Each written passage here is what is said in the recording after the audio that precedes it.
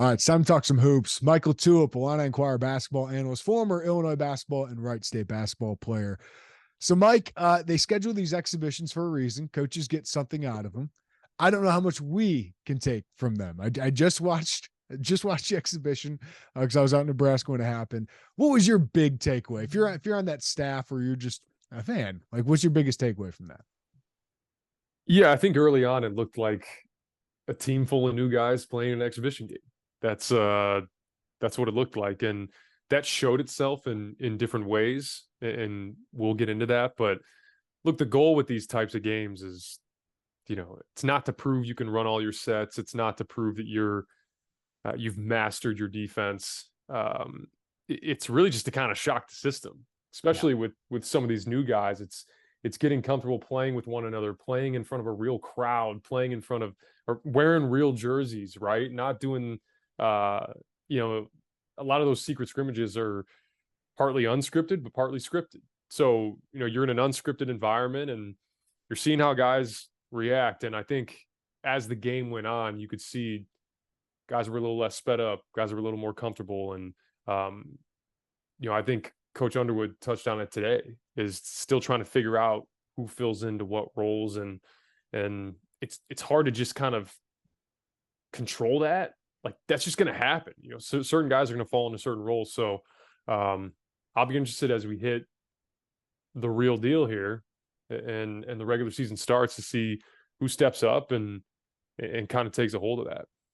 Yeah, Brad Underwood mentioned something today. Like his freshmen were all there at shoot around an hour before, like getting a sweat in. And it's like, well, that might not be the best thing. Like that's something we got to remember when we're watching as observers, whether it's us in the media or fans, is they're human, Mike. And like there's nervousness even before an exhibition game against Quincy, right? Like, how did you feel going into your first exhibition game? And I think we saw the nerves, the lack of just this being normal yet for this entire team.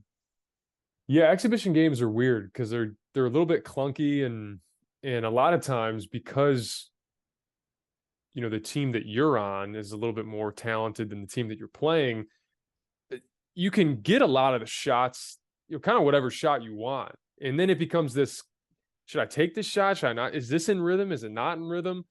And I always thought there's certainly nerves in those types of games. I don't care who your opponent is, right? It's in your mind. You've been sitting there all off season, probably thinking about this, for a lot of them, this is their first moment getting on the court. This is, the first shot they've taken. This is the first, defensive possession they've had. And I thought you could see it because a lot of the shots were long.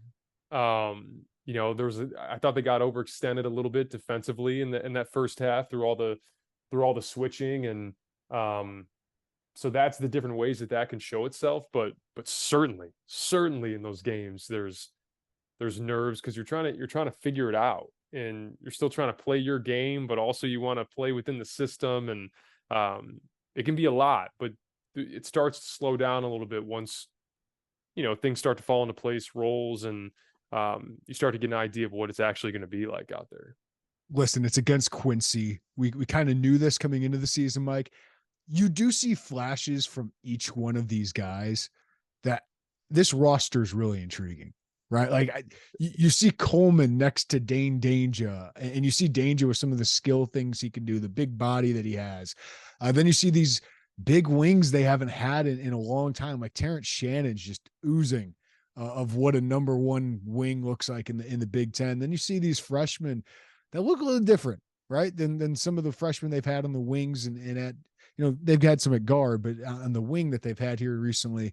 So you see these pieces, they have the pieces. Like even watching this game, I'm sitting there going like, oh, Sky Clark pushing it up and throwing a nice pass to Coleman Hawkins, who does this Euro step. Like that, there's talent. There's plenty of talent on this roster. Top 5 to 6, we talked about it. I think it's as talented as any team in the Big Ten. And there's a lot to be said about that. Now, I thought it was important for those other guys to get minutes as well that are more further down the depth chart. But yeah, you talk about it, man. You can go through each one of these guys and you saw at least a glimpse of what they can be and what they can offer. And that's not all going to show itself every single night for every single one of those guys. But you do want those games in February and those games in January where you're like, man, Matthew Meyer helped win us this game, right? Like RJ Melendez, we don't have him tonight, we don't win this game. And the more guys that you have like that can have that type of impact on a game, the more games you're going to win. Ty Rodgers was a guy that, and we'll get into all this, but he's a guy that you could see on that first possession. He can test the ball at the rim. He snags the rebound. He gets out on the break, and he's able to feed Coleman for a layup. And those are the things that maybe you didn't have as much of last year, because if Kofi got the rebound, it's an outlet, right? And that second and a half, 2 seconds is enough for the other team to get matched up and get back and set their defense. And granted, they ran a lot of sets in the half court anyways for Kofi, but this is a different type of pressure that you put on the defense, and they have the guys to do it. Yeah, we'll break down your impressions, Mike, of each one of these guys that's going to play a role. But style of play, we're interested in seeing how this team plays. What'd you see about them offensively and defensively? Yeah, I thought I'll start offensively. Just like most exhibition games, they kept it very vanilla. Not a ton of actions outside of a few ATOs, after timeout stuff that they ran. There was one particularly in the second half, you could tell, right? They wanted, to enter it, pin down for, dribble handoff to Shannon, get him going downhill with his left hand. A lot of stuff they ran for Io where we want to get him going downhill with his right hand. So you could see glimpses of that, but, a lot of 5 out, guy gets the ball at the top of the key, wing cuts through, shape up from the corner, dribble handoff, enter it, trail, follow it with a ball screen. A lot of that stuff, but you could see how much this team excels in transition, right? And secondary transition, some early shot clock. I saw some pistol action in there. I saw a lot of different actions that are more just on the fly. They don't have to call it. You have the athletes where you can run that type of stuff and do those types of actions. But a lot of talk about the 7 seconds or less. I think the broadcast mentioned it 10 times. And I think the 7 seconds or less, it's a bit of a misnomer. I think, some people think it's just getting a shot up in 7 seconds or less, but the 7 seconds or less is a mentality. It's a certain aggressiveness that, it's not to literally get those shots up. It's, if you're thinking score, if you're thinking get downhill, if you're thinking get the ball off the floor, there's just a certain pressure that puts on the defense. And we talked about it, I talked about it a few minutes ago. Maybe you get a guard that's not all the way matched up now is on Coleman, right? Or now you have a guard that's on a smaller guard that's on Terence Shannon, all because you pushed it and they didn't have time to get their matchups. And in a lot of teams, a lot of, practices, college basketball practices, most teams have a transition defense segment because it's important. And I think when you're playing against athletes like this, when you're playing against a team like Illinois, it's going to be put to the test because they have the type of guys that can get a rebound and bust out. And but look, that type of mentality and that type of aggressiveness, it forces you to have to get matchup. And what that can do, if you're pushing the ball, you may not get a point blank layup or just a driving kick three, but if you can suck the defense in, now they're in rotation, now their matchups are not what they want them to be. That is, to me at least, that is the 7 seconds or less. It's immediate pressure on the defense.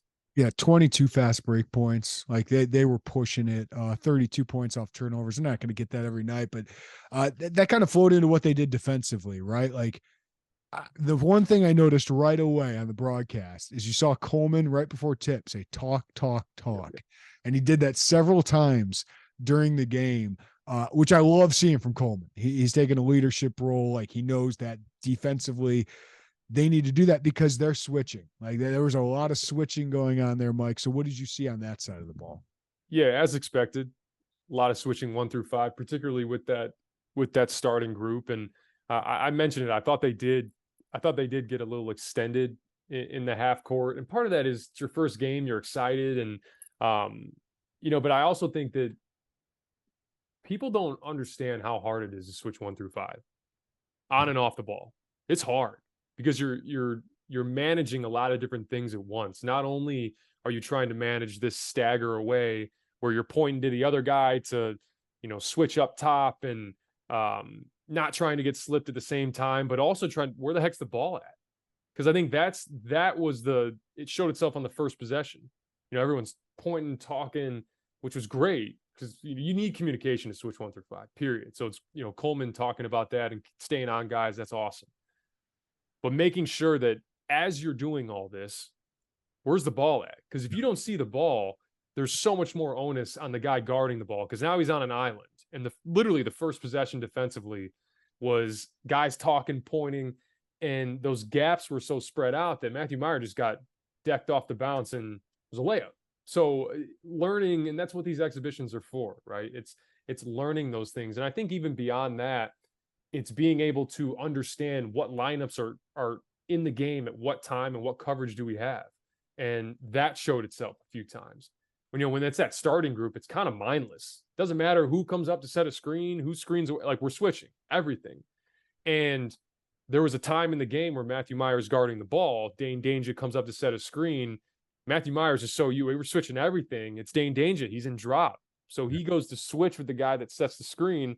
Dane drops, and you got this guy just, 1 pound with his left hand pulling up for a three. He missed it, but there's going to be other teams that make you pay for that stuff. And, there were some freshmen, there were some other players that busted switches, and those are going to happen, but you have to be cognizant. It's not just talking through the possession of, hey, this guy's screening down, flex screen, get over the top. It's not just talking there. It's every time a guy subs into the game, every single time.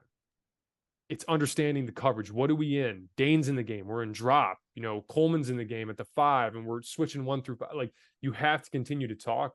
And even if you're on the bench, it's being able to, to make sure when guys exit the huddle for a timeout, even if they've been told 3 times, make it a 4th, right? Because that one time that you bust it, could be a major turning point in the game. So, it's a lot to manage. It's a lot to handle. And there's no surprise that it was a little bit wonky early on, but they shored it up. And that's what makes me so excited for this team, particularly on that end, is they can be MFers. And I was going to say, Mike, the upside, I was glad you addressed, because I wanted to ask you, what's the challenge of that as a player? But the upside of it is a lot of pick 2s. Right. You have the chance to get Terence Shannon and Ty Rodgers, and we'll talk about Sincere Harris, but I like what I see out of him early on defensively, but there's a lot of length there where you're getting into passing lanes and just bothering guys. Yeah. And that was really when the game flipped. Yeah. It was 11-6. You get Shannon block, Rodgers out on the break, alley-oop to Melendez, come back down, Shannon pick 2. And then, then they take off from there. It goes from 11-6 to 17-6. And you'll see that. That's going to happen. Some of these teams, passing lanes that you think are there, driving lanes that you think are there. It's hard against guys like this. You watch Texas Tech last year, and it's not always about having guys that are long and athletic and can defend. It's not just because they're just taking the ball from you constantly, or you can't drive past them. It's when someone does get driven past, it's the length and athleticism for the recovery. Yeah. And for the chase down blocks like Terence Shannon, for the weak side blocks like Terence Shannon did. That's what makes those teams so hard to score on.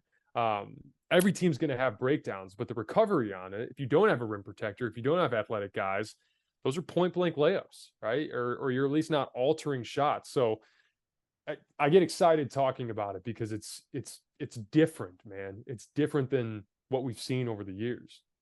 All right, let's break down some of the first impressions of these guys. And we should probably not be surprised. The 2 best, most consistent players of the day were Coleman Hawkins, 15 and 12.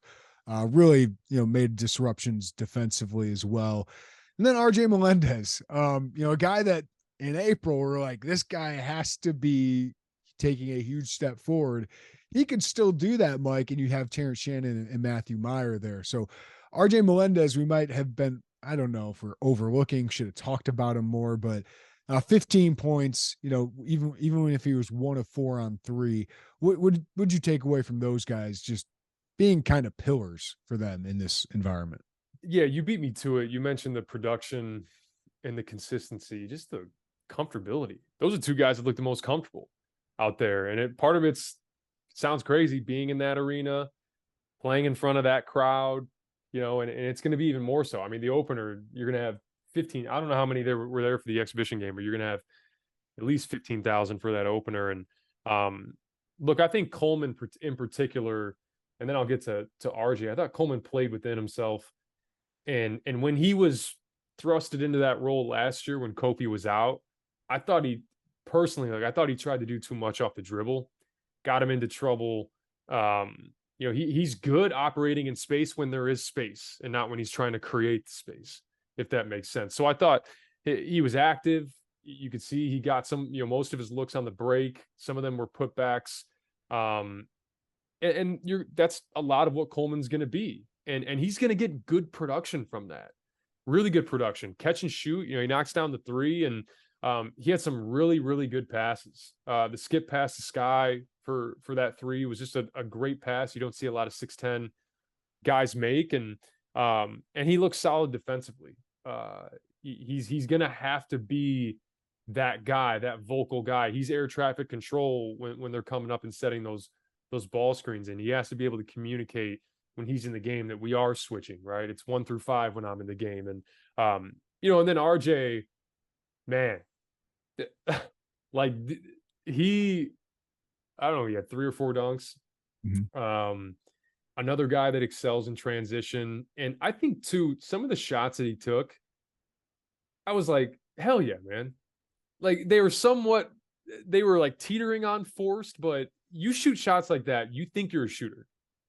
You think that's really good, right? Yeah, you think you're good. You think you're a shooter, which is awesome. That's what you want. I thought the same thing with Matthew Meyer. We'll get into that, but I thought RJ, I mentioned it in the preseason pod, right? Where it's, hey, you do all these things. We got guys in these teams that also do these things.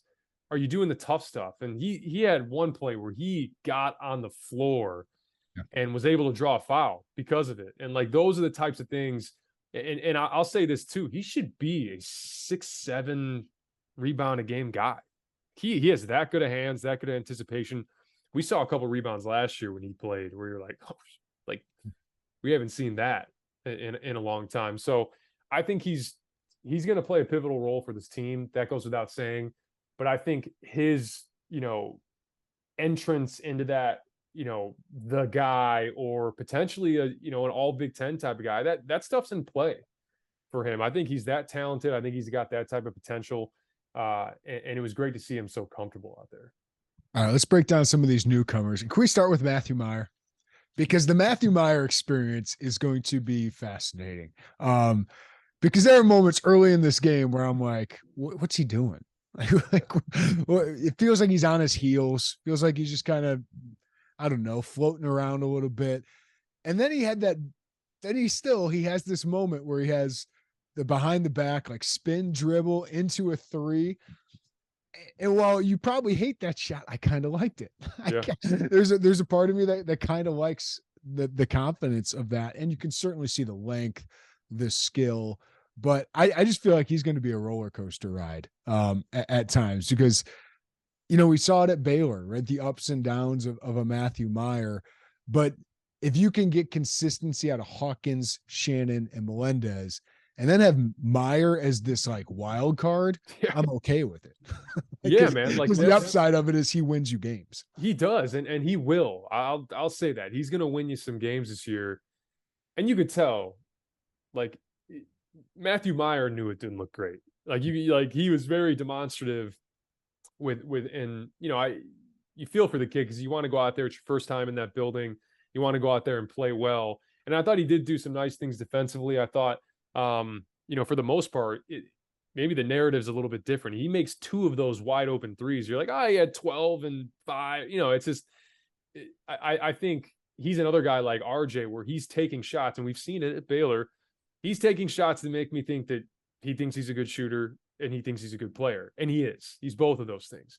And the more they can pull him along, because quite frankly, he looked like a guy that showed up in mid-July and was dealing with some back stuff. Like that's what he looked like. So the more he can come along and get comfortable, right? You talk about those 2 guys that were comfortable. It's 2 guys that played here and have played here. So I'm excited for what the potential can be with him.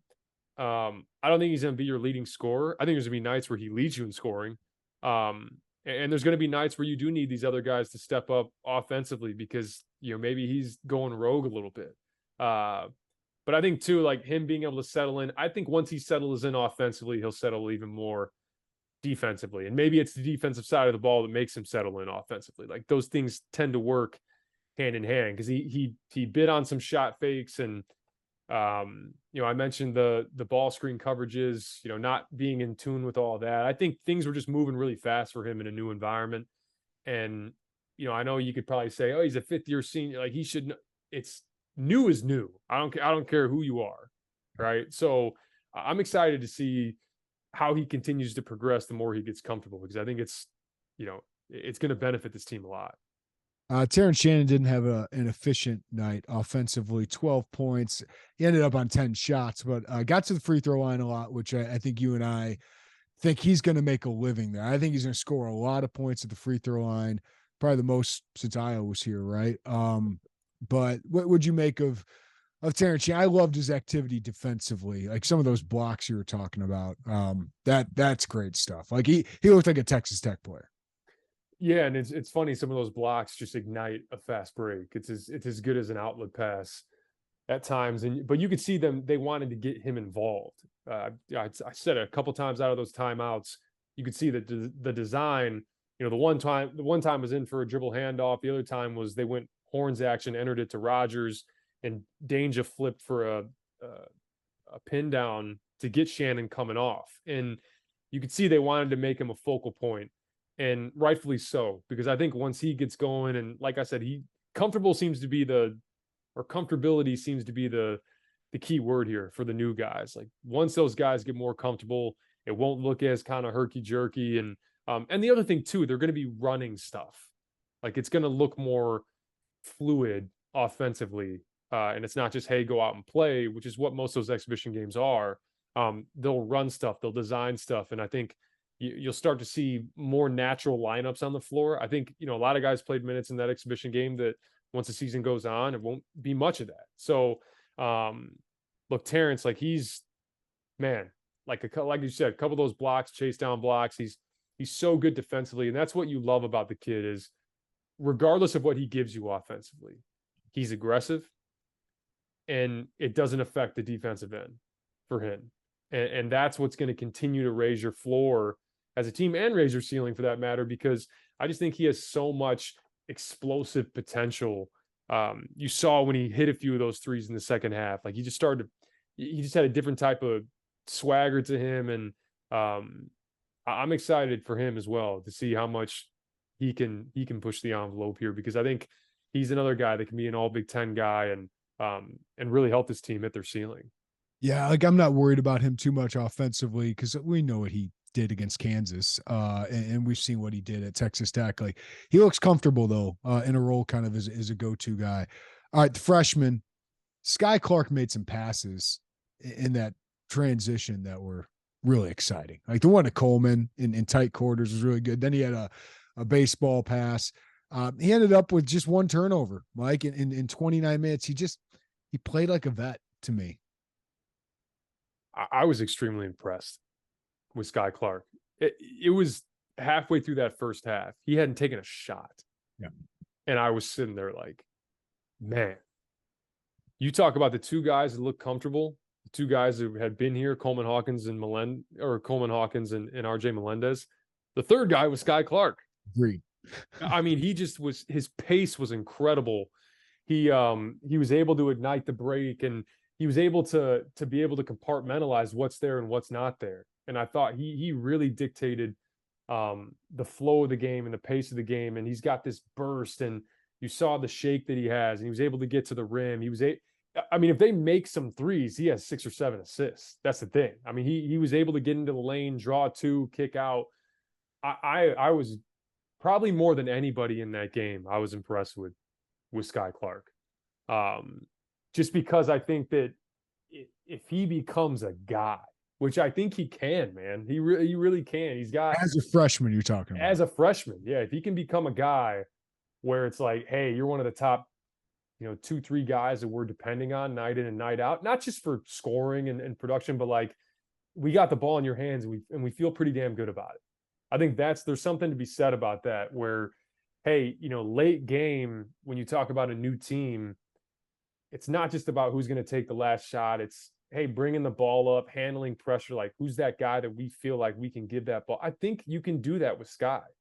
And you got all these other parts working off the ball that maybe you can get involved. But to have kind of he really, as a freshman in his first game in the orange and blue, he just looked like such a calming influence for in a game where guys looked super sped up. He looked like he was playing within himself and making the right plays, most importantly. Like, he wasn't out there like, I'm this highly touted recruit, I got to show what you guys got in Sky Clark. He was just so solid. He was so steady. And you said playing like a vet. I think I made the comment talking to a few people. I'm like, he looked like he was 22 years old. Really, like that's really what he looked like. And I think that bodes well for this team moving forward. Yeah, and the other thing I liked is he got after the glass defensively. He had 4 defensive rebounds. That gave me some Felice Io vibes of where you can have that guy and then push the pace like you want to. If he can give you that, I think that's really important. I'm going to put these two together because they kind of gave me the same vibes. Ty Rodgers and Sincere Harris, both a little out of control at times. Both a little too intense. They combined for 9 fouls in this game, but you can tell they care about the defensive end, Mike. And Ty's certainly going to play a big role. I don't know how big a role Sincere Harris will play, but if you put him out there, he's going to give you length and athleticism. And Ty with 9 rebounds. Those guys just kind of epitomize what you want defensively. Not sure how much they'll give you offensively. Yeah, Ty's going to be a big piece. Immediate impact when he got in the game, and kind of uncharacteristic for him. He was super sped up. Yeah. Like, I've all the times that I've watched Ty Rodgers, that was the most sped up I've ever seen him. And that's to be expected for a lot of these freshmen. But contrasting, like, that's what makes what Sky Clark was doing so impressive. So with Ty, I think you see a lot of the good that he can provide. And you see a lot of the pace that you can play with when he's in the game, because he's such a good rebounder, pushing it in transition. It was the first possession he had. Right. He gets the rebound, he pushes it up, dishes it off to Hawkins, layup. And I think that's what gets the staff excited. That's what gets NBA scouts excited, just because he possesses that and he's so low maintenance. Yeah. Like, you're not like, oh man, Ty Rodgers, again, another high usage, high volume game. That's not him. He's going to be able to make an impact with lower usage, which I think is, gives you the ability to maximize some of your other players that may need to have a little more volume, a little more usage. So that's what makes him such a valuable piece. And I think the fouling, I'll transition over to Sincere Harris. I love the aggressiveness. Like, you can't be fouling out against Quincy. Right. I think a lot of them, and RJ did it at times, and Ty Rodgers for sure did it at times. Like, you get so hands in the cookie jar. I want to take the ball, get out in transition. That's where you get those kind of ticky tack reach in foul. I think Sincere had 3 of them that were just like, got into a guy and didn't get his hands out of there. So, but I do like the fact that he plays with energy. Like, at the minimum, when you get foul trouble in some of these big games, you at least know you're bringing in a guy that's going to compete. And I think it's funny. Like, he was Chester's recruit, right? Yeah. Shocker. Like, like it's yeah, the desire, like, that's what I'm looking for, like, early on with these freshmen. And that's what I was impressed with all these guys. We'll get into Jaden Epps, but like, on the defensive end, they all gave a crap. Like, right? Like, that's good to see. And they all like made it a point to defend. It's just, Sincere, you can't go poking at the ball every time, even though he got a couple steals, got a couple pokeaways. You can't do that every time at this level. Yeah, you can. And then, you talk about Jaden Epps. I thought Jaden looked, he looked solid for a backup point guard, combo guard, whatever you want to call it. I thought he, for the most part, I don't know what the exact numbers were, but it seemed like he took care of the ball. And no turnovers in 21 minutes. He's 3 of 9 shooting, 1 of 6 from 3. His shot, Sky's is quicker. Their release is quicker. Jaden seems to have a little bit more of a set shot. The one thing I like about Jaden, he's strong. Like, both those guys are strong. He was great. That first basket he had in transition, you could tell he was able to shield his guy off. and just stick it right there at the rim, which is awesome to see from a freshman. You mentioned it with the shot, right? Like, yeah, first shot blocked. Yeah. Just a catch and shoot three. And that's part of his speed of the game.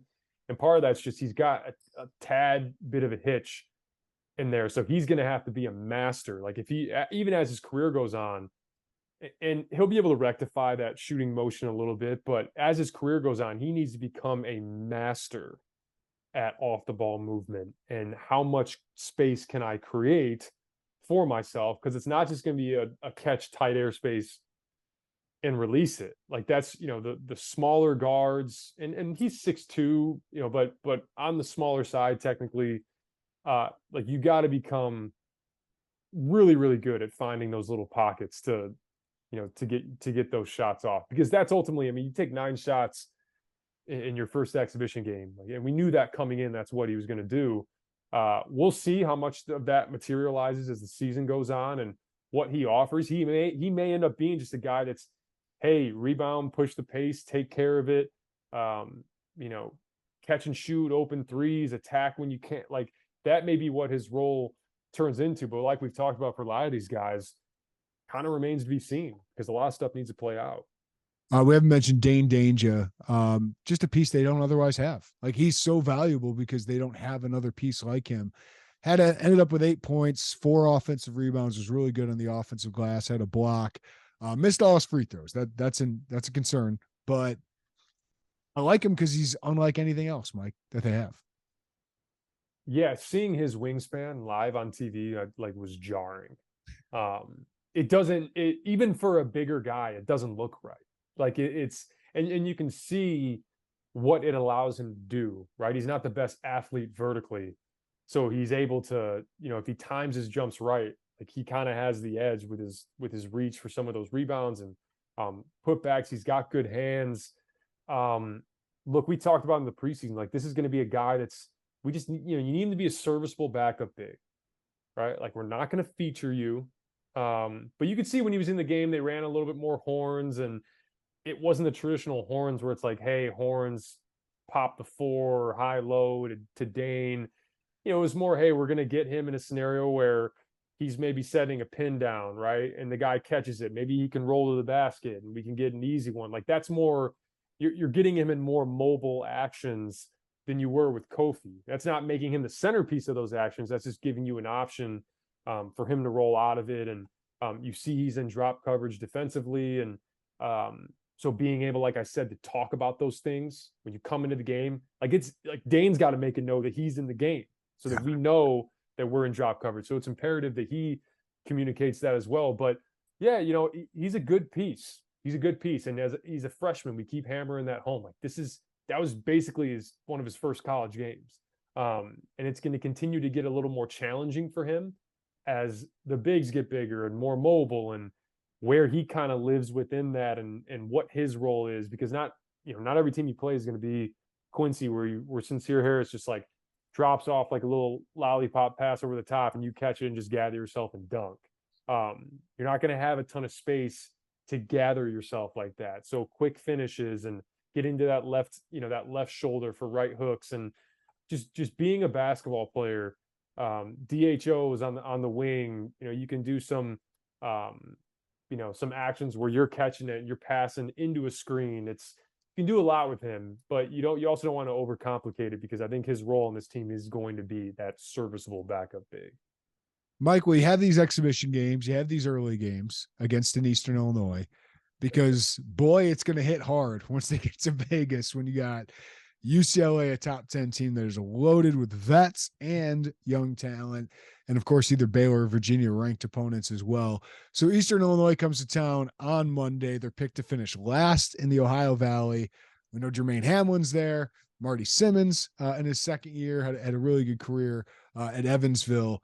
What are you looking for against Illinois on Monday, or Eastern Illinois on Monday? Yeah, well, I think first things first, this isn't the 5-win team from last year. I get they're picked last in the league, but this team's going to win, or at least if I were a betting man, this team's going to win more than 5 games. I think Marty did a really good job in the offseason addressing some needs, right? They didn't have a guy who scored over 9 points a game last year, and they went out to really address some needs in the JUCO world where they brought in a few guys, and Caleb Donaldson's a guy that comes in and was like 18 a game at I think St. Cloud State was where he was at, and Kenyon Hodges is another JUCO product, and Nick Ellington's another guy where I think he was third in all of JUCO in blocked shots. So they've upgraded this roster. And that said, it's funny listening to some stuff with Marty Simmons. They had 2 secret scrimmages. And he said specifically the first team was a team that switched 1 through 5. And the second team was a team that played with the hellacious pace. That feels like you're kind of preparing for Illinois. So I think he wants to get his guys prepared there. But in terms of Illinois, what would I want to see? Just number one, it's the first regular season game. I want to see just like a confident pace offensively. Confident pace. Like you're not sped up, you're under control, you're within yourself. Capitalize on second chance opportunities, capitalize on those turnovers. You thrive in transition. How can we be disciplined defensively to get ourselves into transition? Not hunting steals. If you think you can jump a passing lane, great. But look, these types of games, whether it's this type of game or the first round of the NCAA tournament as a higher seed or lower seed, however you want to call that, it's 2 things, right? It's limiting your opponent to 1 shot, and it's finding high quality looks on the offensive end. Those 2 things. You do those 2 things, the score kind of takes care of itself, right? There's no 20-point shot, 25-point shot. Eventually, like you continue to wear your opponent down with your size and your versatility and your length. And it's all from the little details, right? It's all from limiting the 1 shot and making sure that, hey, we could get this, this contested pull up here, or we can work it around one more time, get it in, get a layup, and get to the foul line. Like you should have the advantage physically here. So you should live at the foul line, because that's another way to wear a team down and make them go deeper into their bench. Brad Underwood's talked about like they focus so much defensively in the offseason. How many more sets, like how much more intricate do you expect them to get offensively starting Monday night, then Friday against Kansas City, then a week from Monday against Monmouth before they get to Vegas? Yeah, you're not going to overload with sets. Like you're not, I thought it looked like 90, maybe 10%, 5% sets in that exhibition game. That's going to get ticked up to maybe 30, 40%, perhaps. But I do think, like we talked about in the preseason pod, it's going to be a lot of attacking matchups and, using your length, using your versatility offensively to try to exploit defenses. And look, I think you're going to see a little bit more continuity and, fluidity too with because you're running sets and it's what these guys are comfortable with. You make more comfortable cuts and more comfortable movements when you've repped it a million times in practice. So I expect to see more of that. And like I said, you got a glimpse of it coming out of the timeouts. That's what I was keying in on. All I cared about from an offensive standpoint is like, all right, we're coming out of timeout. They probably drew something up. What did they draw up? And a few of those plays went to Terence Shannon. So that makes me feel like you're going to see some of that in the opener against Eastern Illinois. But those main points that I hit on, need to do those. But also, like I said, you should see a little more fluidity with these guys and, more shots that are within rhythm in this game. And I would absolutely expect them to shoot the ball better in this game. So I'm excited. I'm excited because as the season goes on, like the challenges are only going to grow stronger. So getting out of the gates, with some wins here early is going to be huge. It snuck up on me, Mike, because there's a good football team in Champaign. But yeah, still in it. Like, we're still in it. It's like the basketball season starts on Monday, and that means we get to talk to you every week. So we appreciate it, man. As always, man, I appreciate it, and hopefully get some wins here coming out, and maybe Illinois football moved 8-1 here. It's Michigan State. Thanks, Mike. Take care.